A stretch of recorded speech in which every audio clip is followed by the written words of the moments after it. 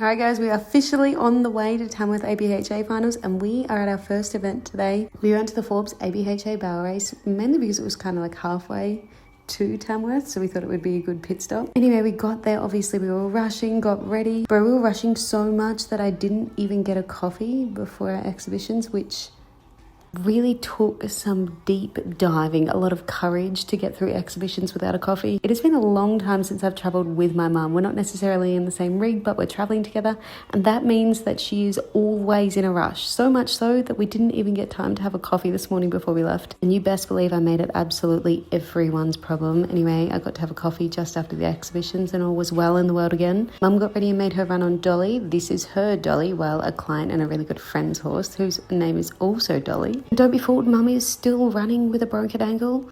That woman is built absolutely different. Here I am with my second coffee for the day and looking much more happy with the world. On another note, my nose doesn't look overly straight from that angle, considering I just had a nose operation. Anyway, got Marshall ready and went ahead and made this run. Marshall showed up today. Guys, Marshall really showed up today. He laid down this absolute run to end up second in the 1D just, and I don't even know what to say. He ran great. Because I haven't had too many fast confidence building runs with this horse or being able to rodeo him or anything like that, every time I run him and he runs fast, it feels like the whole time he's looking back at me asking, is that right? Are you sure you want me to go faster?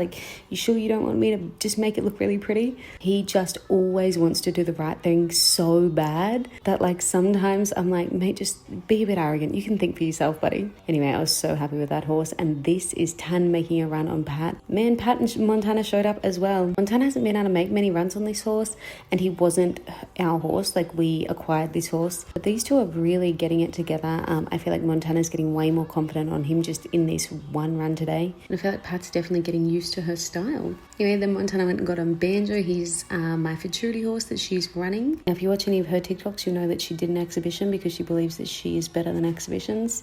But Banjo, being the very brave baby that he is, he just really didn't mind all that much. Genuinely have never had a young horse this unfazed by things. He still looks at things and he's still trying to find his feet and work out what the hell a barrel race is. But even to travel him, he never stops eating. He loves to drink. He's just a chill dude that, sort of wants to do his job. She was obviously very happy with Banj. He did his job. He went out there and tried really hard. And yeah, we're having a good day so far. There's a bunch of 3/9 horses lined up. What an absolute crew we've got going on here. I then realised it was time to get on the absolute devil child and lope her down for about 2 hours before her mind come back inside her head. It took a lot of that time. Now, if you guys have been watching for a while, you know that I've been having a little bit of trouble reminding this mare how to turn. So I'm really trying to get a few confidence building runs into her, and saying that she really hasn't been out much at all. And she had the staffel issue that we got fixed. So we're working through it. As you can see, she wanted to turn here. This mare really throws herself into the ground, and she was really late out on this ground.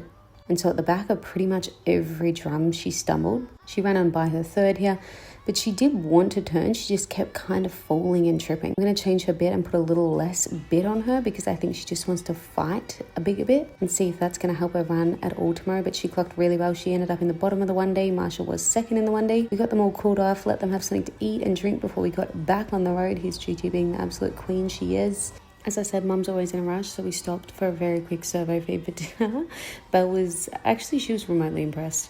We let her stretch her legs before we got back on the road. We wanted to get a little ways down the road because we're barrel racing at Moonbee tomorrow before we head off to Tamworth to stay there for the national finals. We got to Canada pretty late at night, but we got yards for these. We got them fed. All of our feeds are in individual little bags. That is the best thing we ever decided to do. And we finally got to sleep, so follow along to see how we go at Moonbee tomorrow.